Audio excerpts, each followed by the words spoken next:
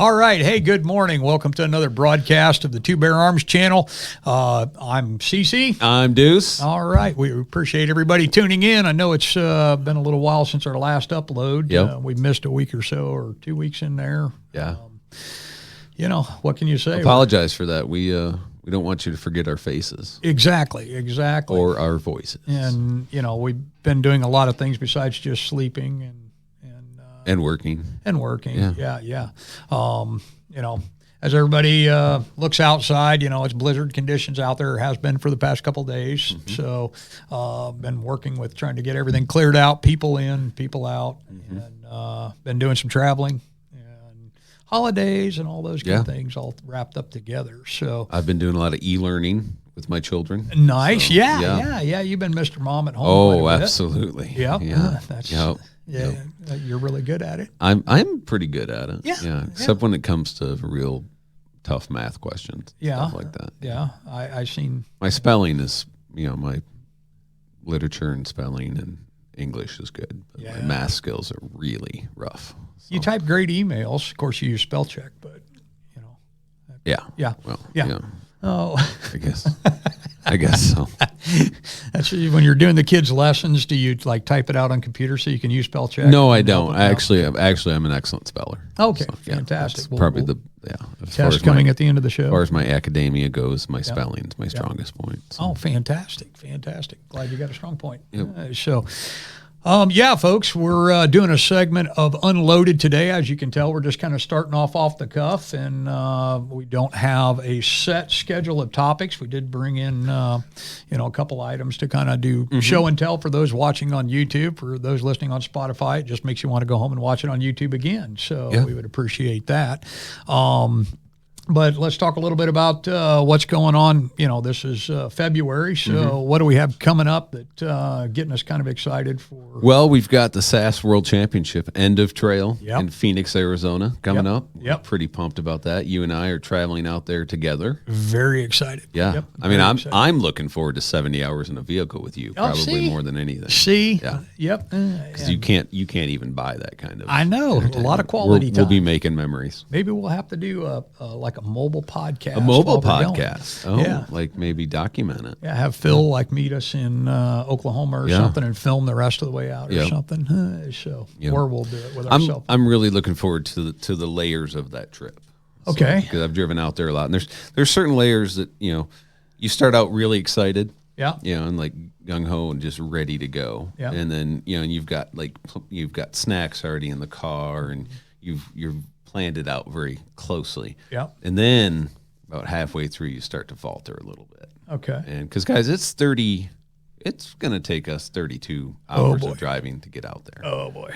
Yeah. You've never driven out there with me. I've driven out there a dozen times. So that's piece of cake. I'm generally with a couple of other gentlemen. Yeah. But you're the oldest guy that I will have gone out with, so most advanced age. Wait. Now, come on, seriously. Is that exaggeration? We're going to have to stop every 2.5 hours for bathroom breaks and stuff like that. Nap probably. Every 2.5 hours. But we'll get you some Insure, and we'll keep you strong. Okay. So, yeah. Who had to walk who home last night? Yeah. Okay. Anyway, that's for a different reason. Okay. All right. That was for my own safety. Okay. Yep. So that's for another podcast. It is for another that podcast. one we'll call Loaded. Yes. Yeah. So no, I'm looking forward to the trip. It's going to be a good time going out there. Yeah. This is the fun part for me, and this is the fun part having you with me on this trip is you've been out there so many times and know exactly what you're looking at out there.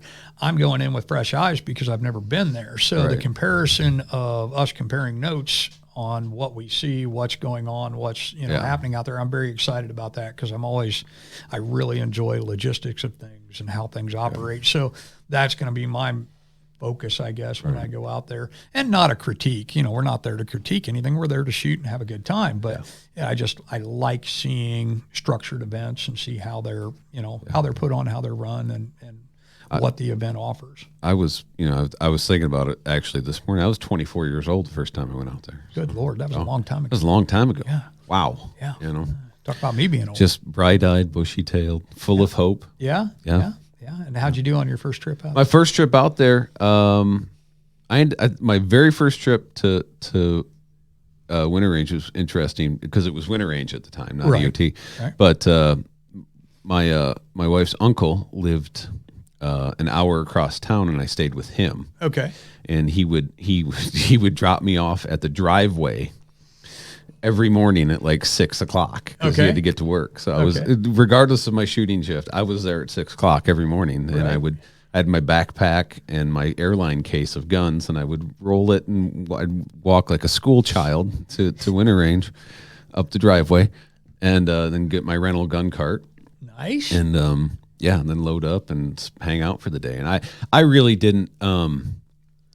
Like there was a couple of notable, like Lassiter. I knew him, so I kind of latched on to Tom because I didn't really know anybody else. Right. And I think I ended up placing 19th overall that year, actually, in the what was then the traditional category. Yeah. And and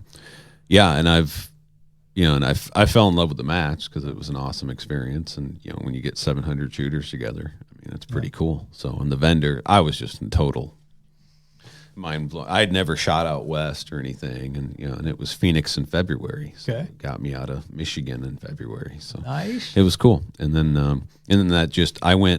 think I went like 13 years in a row after that. So, and the whole reason that I went to begin with because I had won the Midwest Regional. Okay. And when you won a regional, you get a free entry to nationals. So I couldn't let that free entry go to waste. Well, sure. Yeah. But I've flown out there, I've driven out there, and I much prefer driving out there. Okay. So I'll let you know if I do. I don't like. Well, the problem is all our gear. We take a lot of stuff with us. Yeah, so. We got a lot of stuff. So. Yeah. Yep. And hauling some stuff for some other people. I have never ever hoteled it out there. Okay. Yeah. Okay. So all the trips I made, I've either rented a house or rented a trailer. That's what we're doing, renting a house. Yeah, renting a house. That should be fun. Heated pool. Heated diving pool. Yeah. Going to get into some trouble, I think. Oh, boy. Yeah. I'll sit there and drink cocktails and watch you dive. Oh, yeah. Apparently it won't be Crown Royal anymore. So. No. Big announcement. I'm switching away from Crown Royal. I'm mad at him. So he's mad. It's about principle. It is principle, and those that know me if you listen long enough, you'll see that ebbs and flows. Yep. So I've got quite a backstock of Crown Royal right now, but as it dwindles down, I'm going to be switching away because my very favorite blenders mash that they've made for the past couple of years, they're discontinuing completely. So I'm discontinuing them. Principle. So so I'm trying new whiskeys. You'll show them. I'm trying single malt Scotch whiskey, and I've found a few that I kind of like. So if anybody has any recommendations, post it in the comments section. Any listeners or viewers has any recommendation for single malt Scotches? I tried something new last night, and it was Aberfeldy, and which I thought was okay. Yeah, I'm not a Scotch drinker. Most of it tastes like pond water to me. Yeah. So I don't really. Well, I'm not old enough. I was out in New Mexico recently on one of the trips, and Bobby had me try Glenlivet, and really liked that, the 12-year Glenlivet. So that's a possibility, but I'm trying some other stuff. So we're doing some taste testing. So maybe we'll do a podcast on taste testing. That would be interesting. Yeah. Well, I'll do that one evening, Phil. So then that way we can stumble to the house afterwards and not have to go back to work. I like that. So. We can do do some whiskey reviews. Yeah. FCC can't say anything about that because we're so refined. Our palates are so in tune that exactly. Fantastic.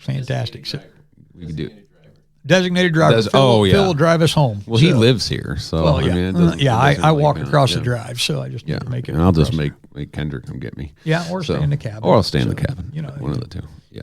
Second largest property. Always owner. drink responsibly. Yeah, you're the second largest property owner. I am the second largest property owner on the property, which is odd because I'm under constant threat of getting my property pushed into the pond. Not by me. I don't. You've mentioned it. Well, I've mentioned that I would contract Dusty Deputy to do that if we needed to, but. So just so everybody knows, that's what my work environment is like around here. It's. But you show up every day. Tyrannical. Come on now. Management. Come on now. It's not that bad. I do show up every day. I'm pretty consistent. You are. You are very consistent. Yeah. So. I did not come in that Thursday because of I got my truck and drove to the edge of town and looked down 19, and I'm like, nope. Nope. Turned around and went back home. Well, we were open through the entire thing. Yeah, you full guys hours. You guys. Yeah. Much to the chagrin of your employees. Yes. You remained open. Yes. The other morning, they one of them, my son texted me, and he's like, "Hey, I'm going to tell Brian to stay home. He can't get out. They haven't plowed the roads." And then he's like, "What do you want me to do?" And I said, "Get your ass to work." Yeah. So that's what we do. Yeah. And, like I told people is, the business that we're in, yes, we're a retail business, but we're a gun shop. So what do our customers do? They hunt in this weather. So why would we not be open? They go out in it all the time. I go out in it all the time. Yeah. So, we stayed open and we did some business. Yeah. So, and now today when we started the podcast, place is full out there. Yeah. So, and a shout out to Dusty Deputy for plowing the drive this morning. That was really awesome. That was really nice. We've been plowing it out with our equipment, but he brought in his big fancy truck and his front and back snow blade, and he made it look beautiful. So if you're thinking about coming in, come on in. It's beautiful. Yep. So plenty of parking. Looks nicer than most state highways. That's true. Yeah, that's very true. So, other big news going on right now, which depending on when the podcast goes up, but it'll probably still be going on, is the Great American Outdoor Show. Yes. And Sass is out there. Yeah. Ruby Ruthless is out there running the show. She is running the show. That's pretty fantastic. Yep.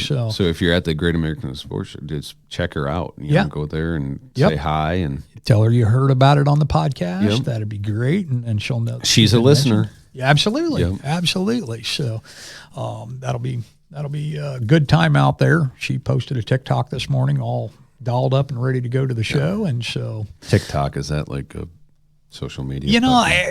Here's the weird thing with TikTok. For those that are not on it, and I'm not a big social media guy. I mean, I am on Facebook, but we have an Instagram account that feeds back and forth. But I'm just not that big of social media guy.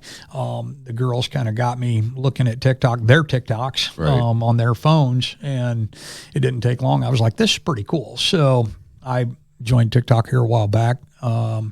It's been super entertaining. 30-second videos most of the time. I think you can go up to 3 minutes, I think, is the new thing there. And I've only posted 1 or 2 videos myself because I just haven't had time to work with it. But I will eventually get, maybe while we're on our trip out there to EOT, I'll get some more time and make some more videos out there. You're going to be driving the entire time. So no, once we're there. Okay. So, yeah. You're going to be busy. Well, and if you're still napping when I wake up. Somebody has meetings every day. Yeah, that's true. That's awesome. True. Yeah, it's not very awesome, dude. I'm going to love watching that. I had one night open, and now I found out it's a dinner night. So, I have meetings every There you day, go. But, yeah. Well, that's when you're big cheese. That's what happens. No. So not a big cheese? No. Okay. Nope. Right. I'm just a tag along. Yeah, there you Sidecar. go. Sidecar. Sidecar, dude. I like it. So, no, you'll do very well out there. I'm going out to have a good time. Me too. Yep. Okay. Because it doesn't pay very well. Absolutely. We'll make tens of dollars. That's right. So, okay, let's move into another topic here and see what we got going on. Something I was talking to a customer the other day, and then one of our friends asked me about Bugout bags. One of our good customers had us build them a very nice Bugout bag here a while back. This is something that our training company, which used to be Edge Training Group, that we had for many, many years. And now we've transitioned it into part of Two Bear Arms, and that's, we now have Two Bear Academy getting ready to launch, which is still part of our Edge Training Group, but Edge Training Group's phasing completely out as a name, and we're going over to Two Bear Academy. We'll be posting more about that on our social media here coming up, and then we'll do a full-blown podcast once we have the schedule laid out. But here in the spring, we'll be starting several different classes, but one class we used to offer is Edge Training Group, and we taught it at several different gun shops throughout Indiana, Ohio, and Michigan.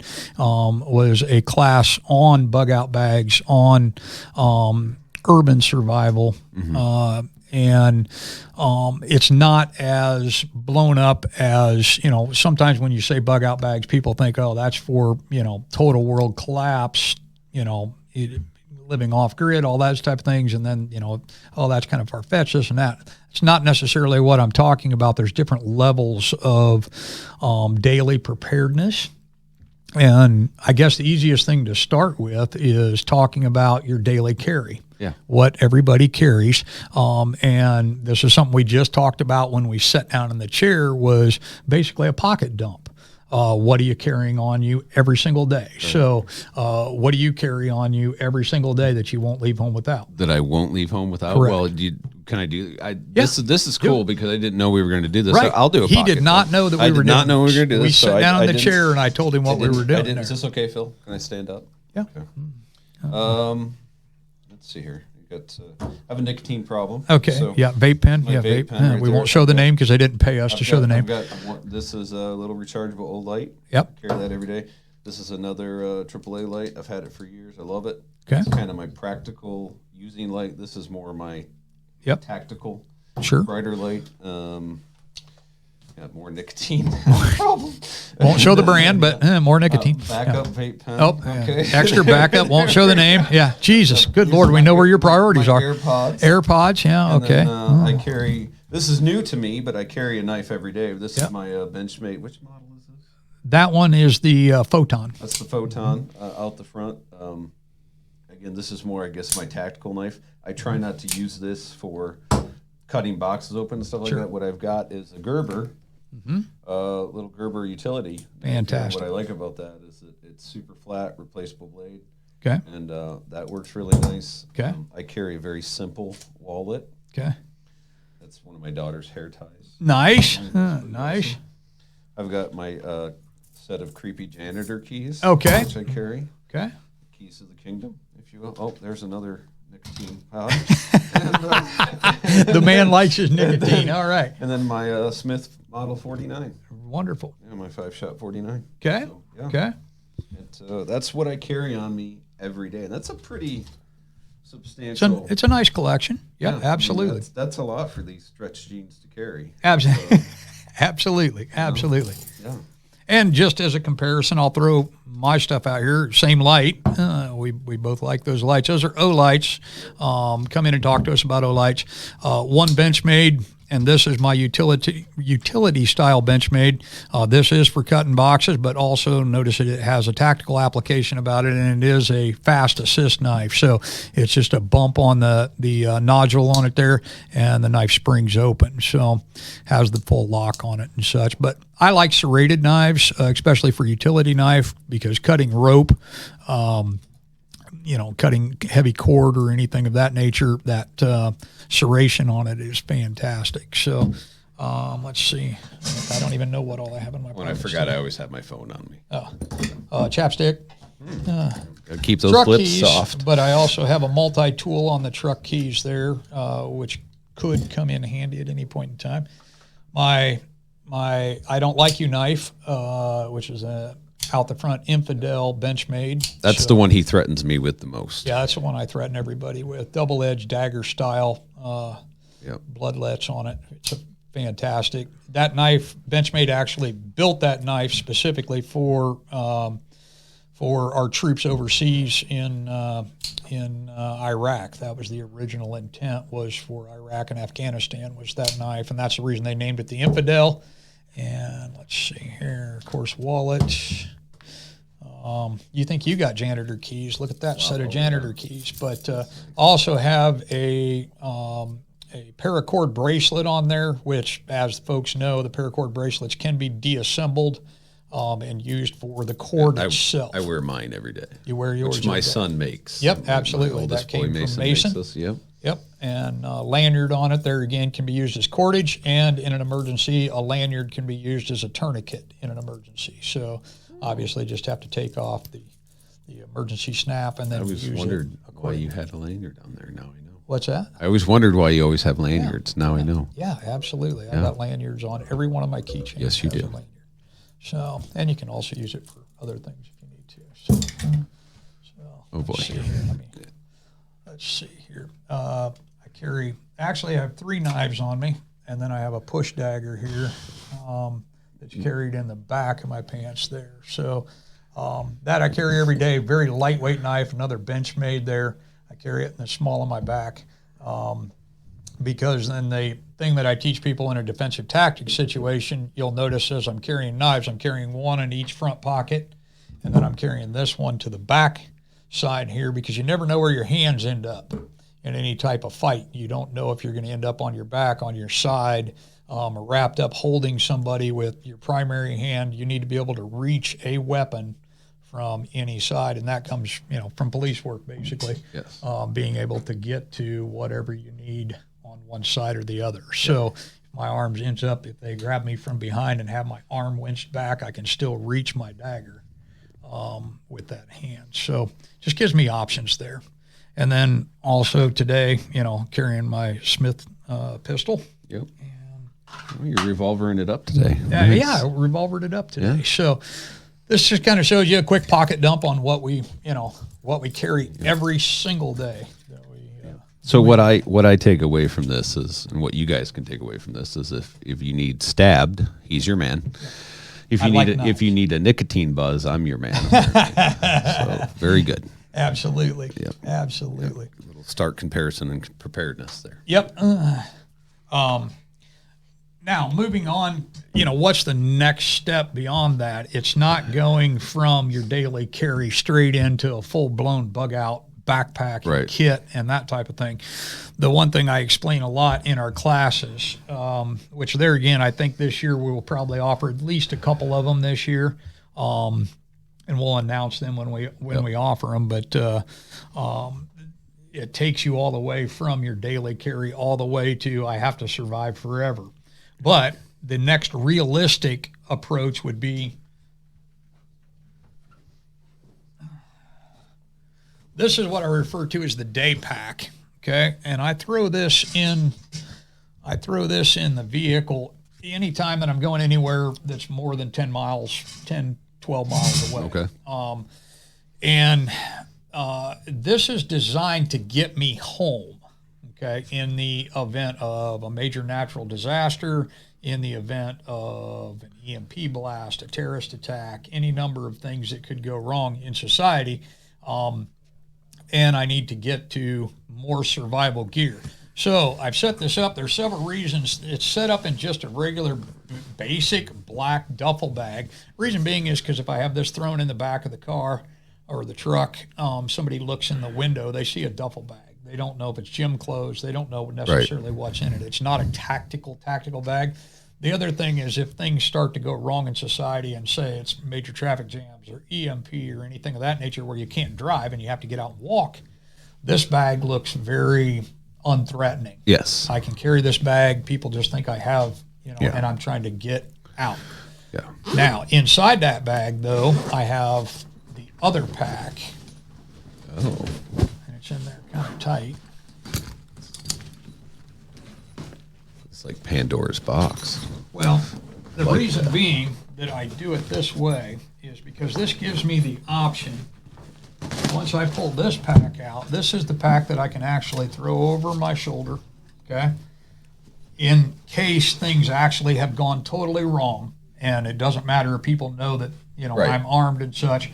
Now I have this empty bag, and this is my collection bag. Okay. I can still carry this along and collect items that I may need, or grab emergency things out of the car, such as water bottles, such as extra snacks, such as whatever I can grab out of there and toss in this bag. So I've got a carry bag to be able to bring items with me or collect items along the way. So, nice. But then this bag would actually just throw over my body and strap on.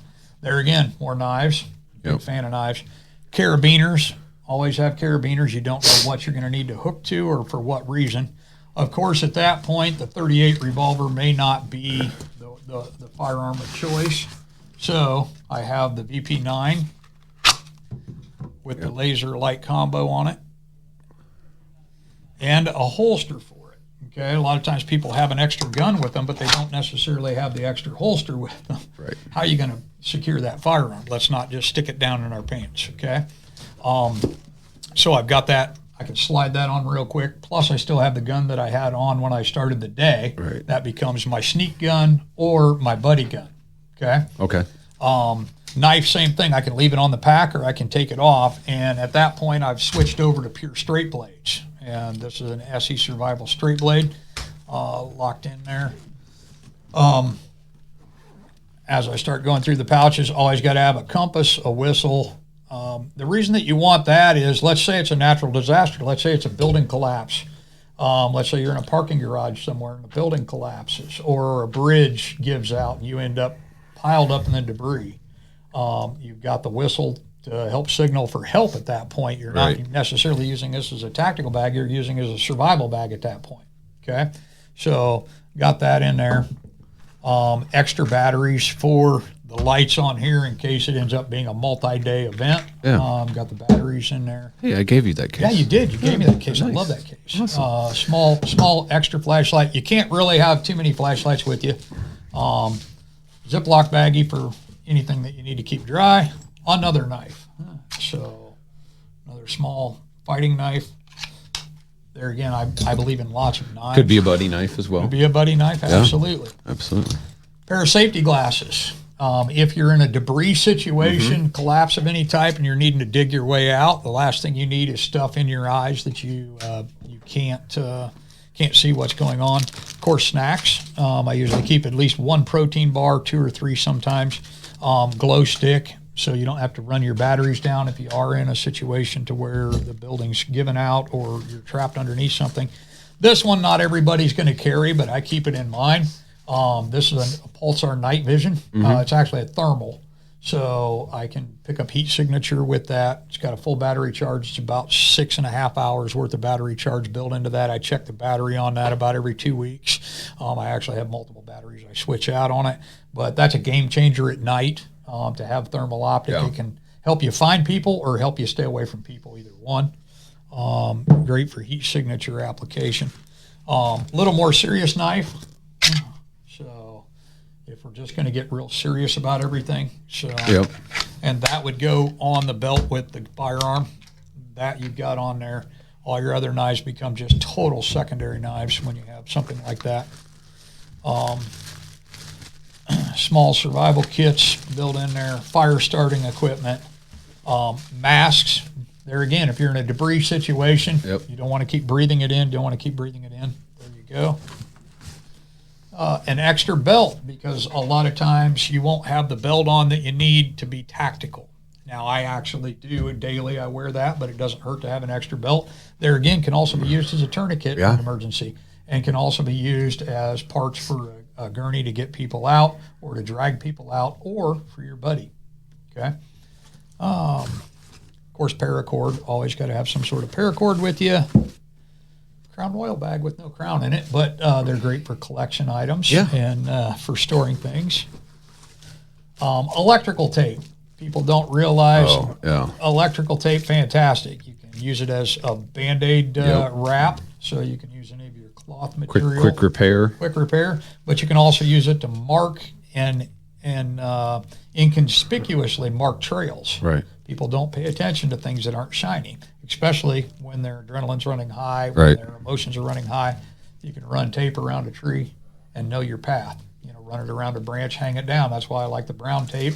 People won't notice that it's hanging there. It looks like a piece of moss or whatever hanging down from the tree.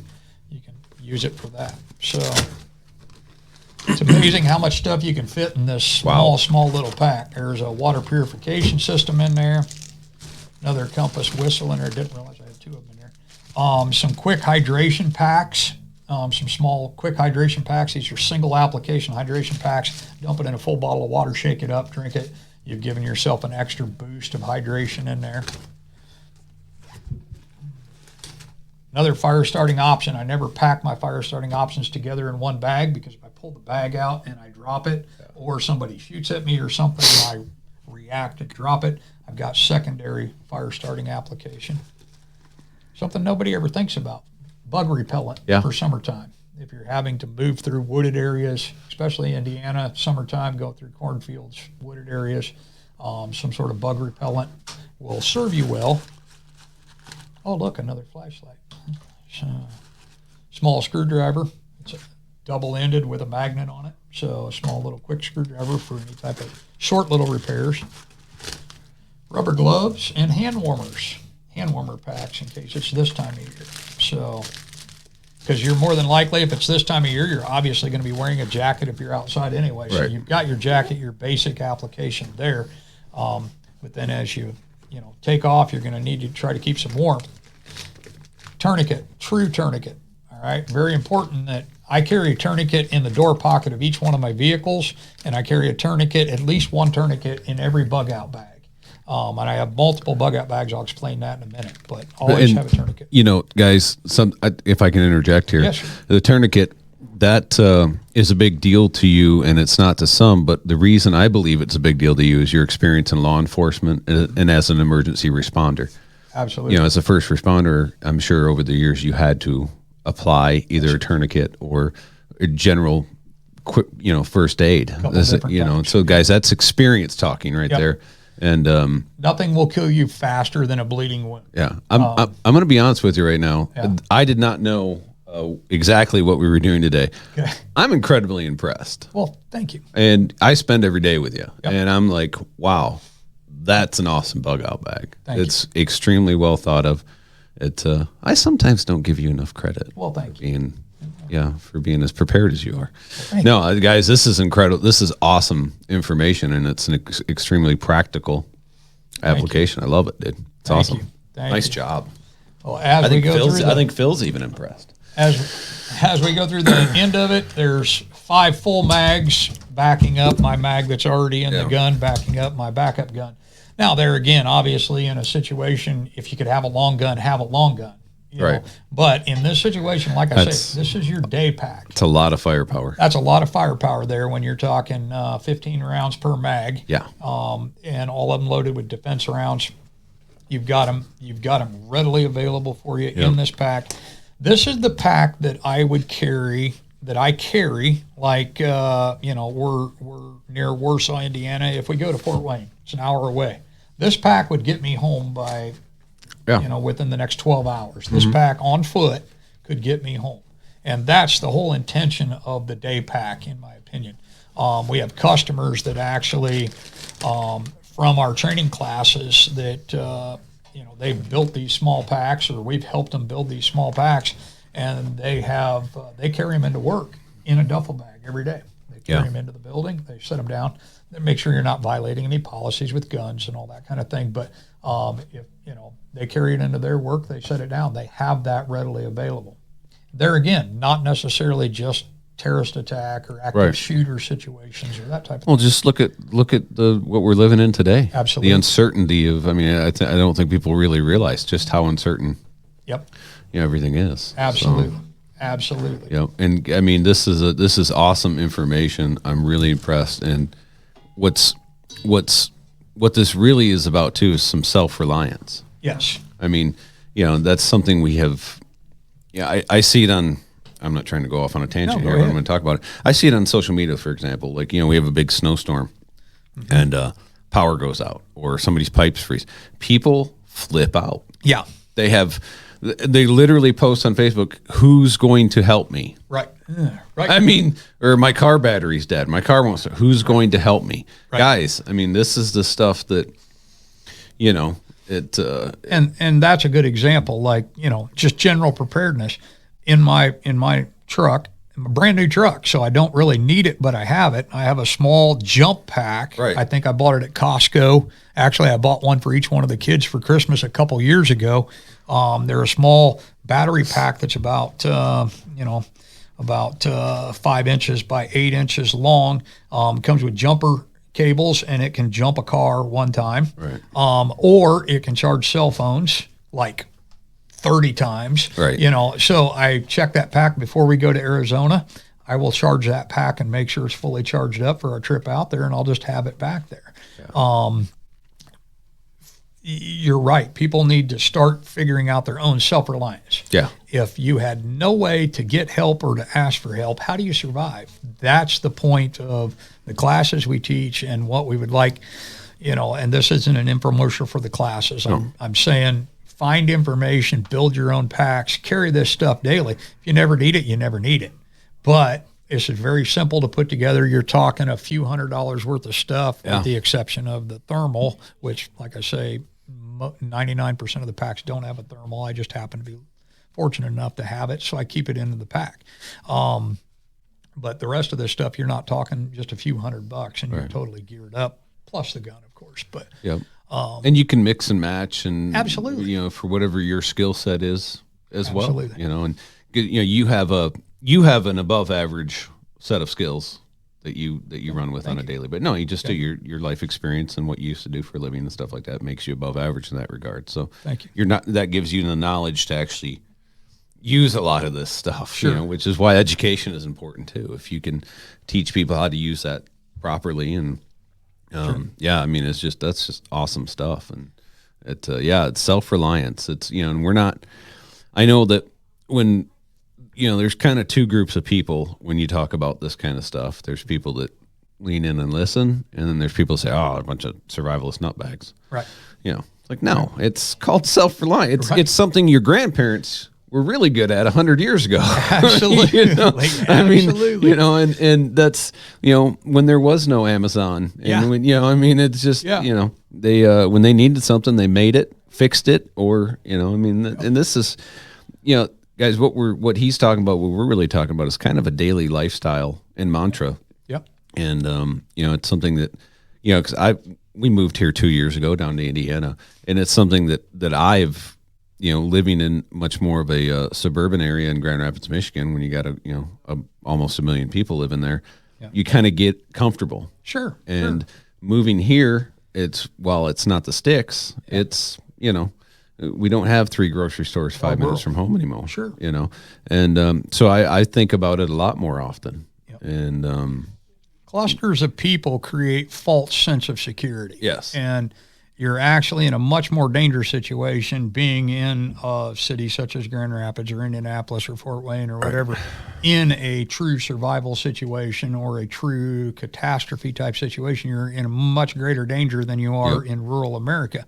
But habits like these, and these are fun to build. They're fun to do. You don't have to do them all at once. You buy one item. A lot of these items are $5 and $10 and $20 items. Right. You buy a couple items if you're limited on your budget. You buy a couple items, start your bag, and then add, and then add, and then add, and then new stuff comes out on the market. You add, you do whatever, and then once you've got the perfect kit. You're obviously carrying it every day. Then you move into the next phase, which is your long-term bag. Right. And then there's even a phase after that where you can go into a chemical biological kit, which I have all of those. Right. And I can, at some point in time, we'll probably have to move the podcast down to a larger table, and I can break out those bigger packs because they are much bigger packs, and we can go through them, maybe have Phil move everything remotely down to the training clubhouse down there, and we can do a breakout on a full table there, and I'll break out some of the bigger packs. People can kind of see those become more intensive. Of course, they become more dollars wrapped up in them. Sure. But once you have them, you have them. I haven't physically added anything. I've changed some things out here and there, basically food items or, maybe a better knife or a better this or that. Oh, and the other last thing I forgot to mention on here, set of binoculars.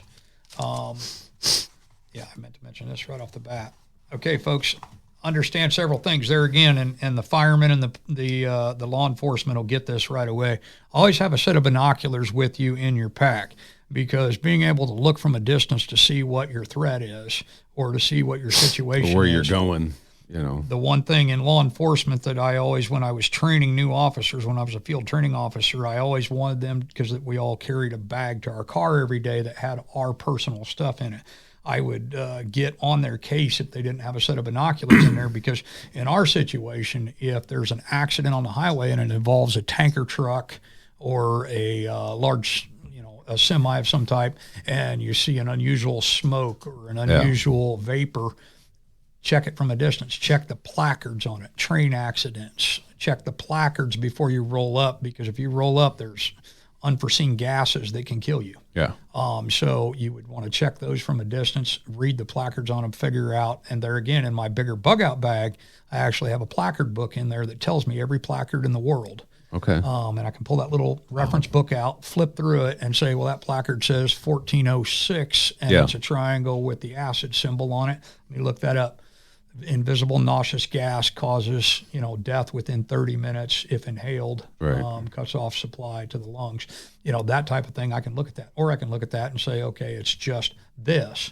Right. And it's not that big a deal. So being able to have the binoculars, and then there again for the human threat aspect of it. If you're not sure what's going on, but it's a bad situation, look at it from afar. Don't approach to figure it out. So, and those are cheap little Bushnell.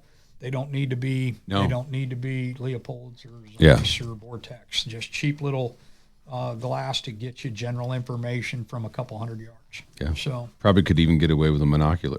Absolutely could. Absolutely could. And there again, that's why my thermal's a monocular. It's smaller. Also allows me to keep one eye open. So and watching the real time situation while I scan for heat signature. So. But, awesome information. That's cool. Well, I hope it helps. I hope some people pick up on it. If you have any questions on them, feel free to come by the store or send me a message or catch up with me at some point. I'll be happy to talk to you about it. There again, as summer progresses, sometime midsummer, we'll probably have at least one Bugout class to kind of talk about it. We call it Modern Survival in Uncertain Times is what we call the class, because we cover things besides just products. We cover tactical awareness, we cover situational awareness, which are two totally different things, and then we talk about modern trends and modern situations, which that class gets updated. Before we present that class, it'll be updated in real time with real statistics, whether it's COVID, whether it's Ukraine, whether it's, whatever that can be affecting the world, and then also our world directly. So we'll have all that information later on. Awesome. What else we got? Good stuff, man. My mind's my mind's a little blown. That's awesome. Good. No, that's cool. I'm excited. I'm already working over in my head what I'm going to build for my personal Bugout. Yeah, there we go. I'll be glad to help you. So. Yeah. Why don't you talk about our sponsor there, our great insurance company? W.R. Hall Insurance Company. Yeah. They've actually been providing insurance and safety for people since 1920. Did you know that? No, I did not. A long time. I did not. I didn't know Mike was that old. Yeah, he shows it well. Mike. He's not aged at all. Mike. Yeah, Mike. So, no, we surely appreciate their sponsorship and their support. And you know what I love about Mike?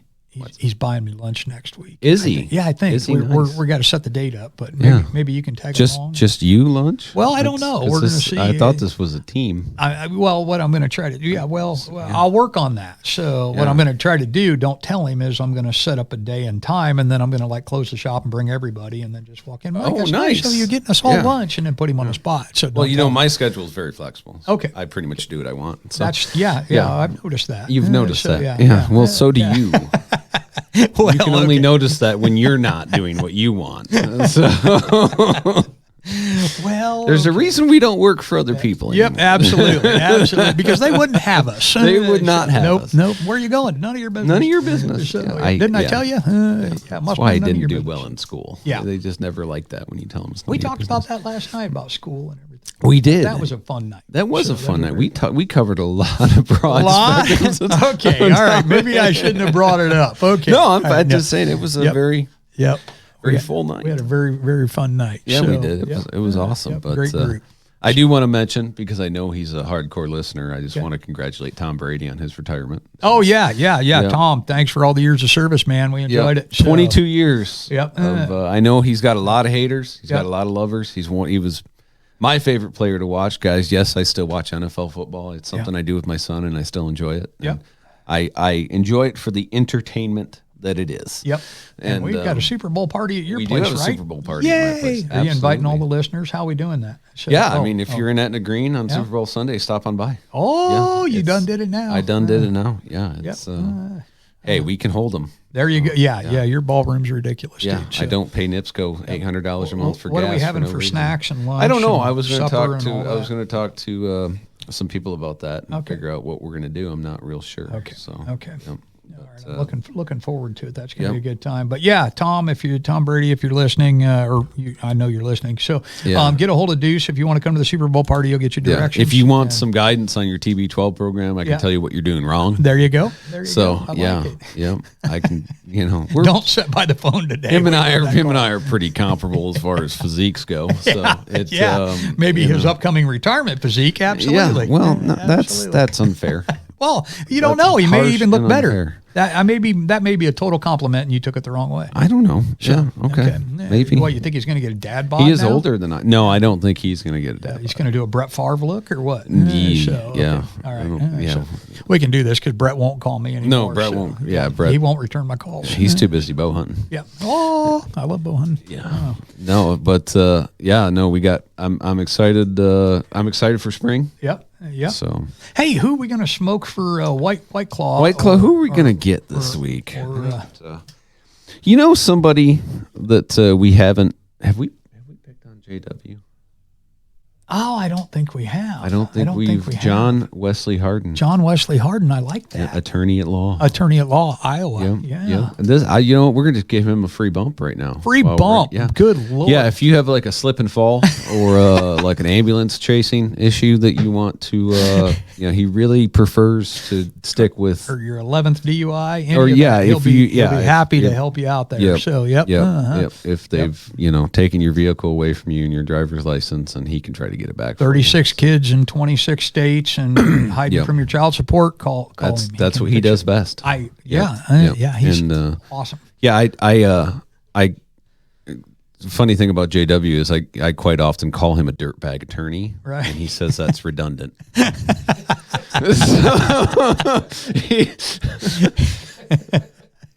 Yeah. In all fairness, he's one of our favorite people. He is one of our favorite. One of many favorite people. Lovely gentleman. Yeah, great family man.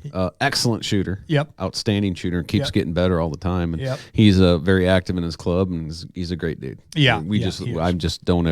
I never am gonna willfully tell him that. Yeah. We're never gonna, because he doesn't like praise anyway. It makes him uncomfortable. Right. Yeah, he likes the banter.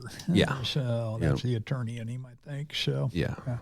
I ask him I said, what's it like working through law school, putting yourself through law school, passing the bar, and then get nothing but crap from people about it? I mean, what's it like? I'm like, he's like, you get used to it. Yeah. And I said, okay, well. Yeah, he wipes his eyes with $100 bills. That probably makes him feel better. Yeah. He's not looking for food stamps. John Wesley Harden. John Wesley Harden. Let's get you first person to get a hold of John Wesley Harden.